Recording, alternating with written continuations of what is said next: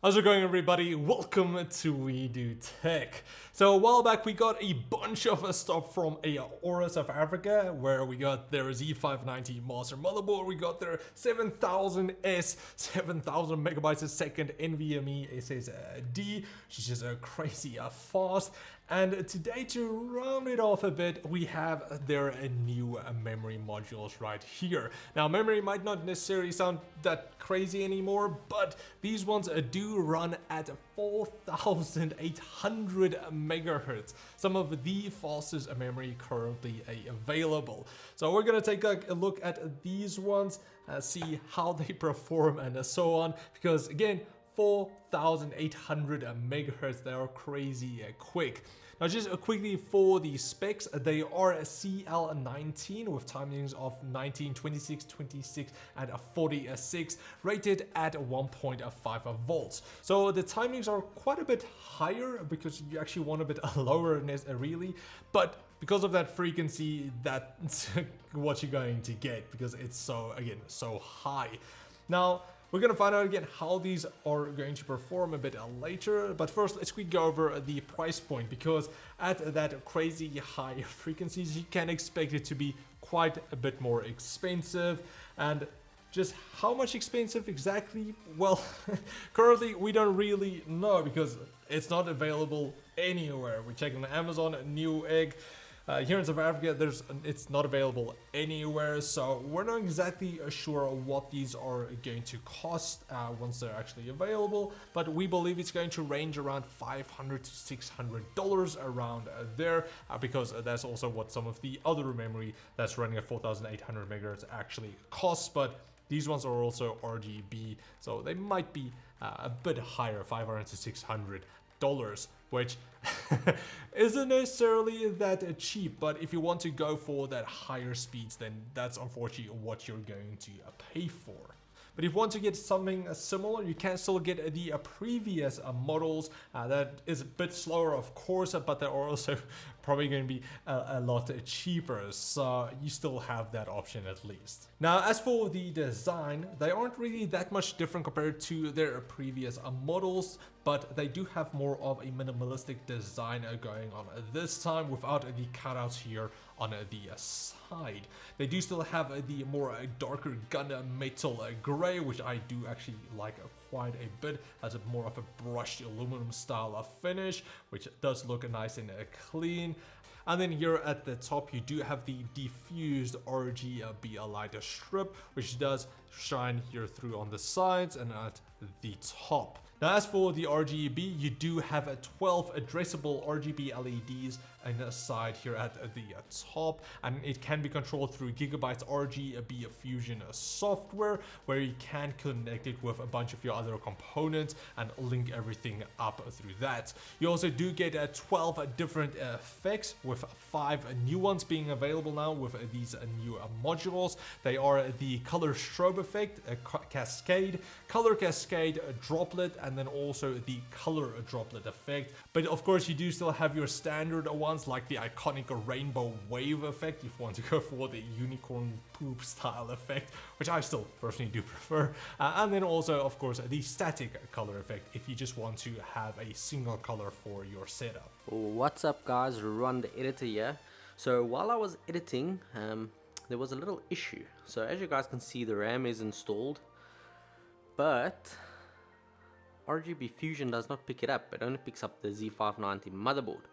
So it's most likely because of the RAM that it's still very new, and it'll obviously get added with the update from Gigabyte on the RGB Fusion software. But yes, just thought I would let you guys know. Now, as for how these memory modules perform, we didn't do any custom overclocking with these, as it's quite a bit complicated and nobody really does that. No normal people really. But of course, you do need to activate your XMP profile overclock to get the 4,800 megahertz out of these puppies. Now, for the kit that we have here, it is the 2x8 gig kit, and again running at 4,800 megahertz. Now, we are going to compare it to some of the other memory modules that we have benchmarked before, ranging in different speeds and so on, so we can see which one performs the best and in which different scenario. Now unfortunately we couldn't determine what die Aorus actually is using for these memory modules, as Typhoon wasn't able to detect the SM bus being used, so possibly it's still a bit too new for the software, and possibly later on they will add that, will be able to give us the correct die being used. So for our benchmarks, we did run IDA 64 and Cinebench R23 with R11 900K at 5.3 GHz, and also on our Z590 Master Aorus motherboard. All of that also with the RTX 3080 Vision from Aorus as well. Fully kitted out with Aorus on this one. So when it came to IDA 64, we did see that when it came to latency, it did seem that timings did play a much bigger part here instead of just the memory speed. However, bandwidth wise, the higher frequency did play, of course, a bigger part there then.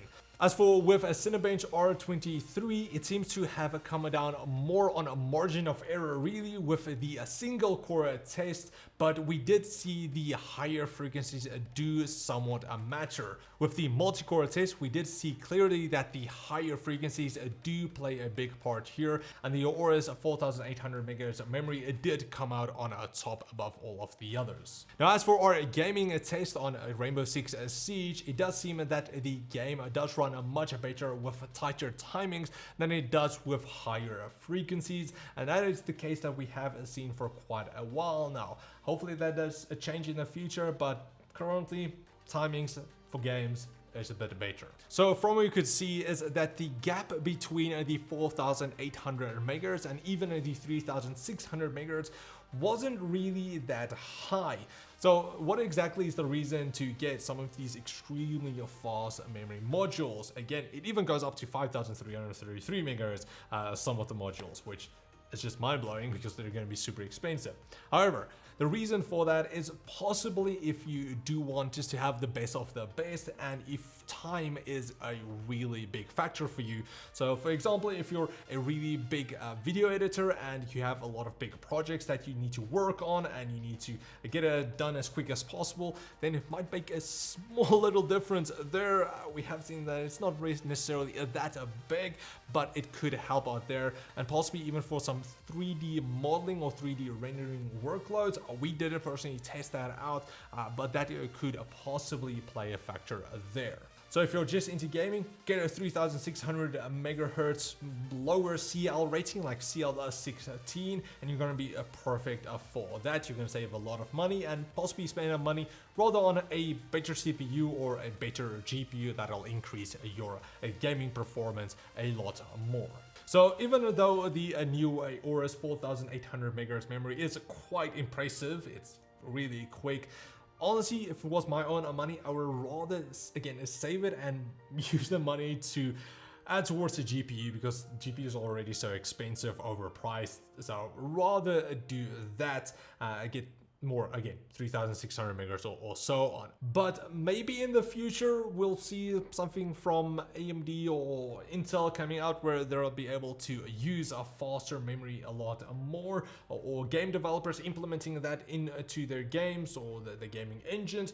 Not exactly sure yet, but hopefully later a faster memory will play a bigger factor. But currently not yet. So there's no real use case to get this fast memory, other than bragging rights being the fastest out of everything. But now that's pretty much it for our look at these memory modules. Again, just a big thanks to Aorus South Africa for sending these over for a review. We're definitely going to use it, and they do look still awesome. So a big shout out to them. Now, if you guys want to get it for yourself, I will leave links in the video description. Hopefully they're available by then. But if not, yeah, we'll just add them anyway. But anyway, thanks for watching, guys. If you enjoyed this review, please like, share, comment like always, and we'll check all of you next time. Cheers, guys.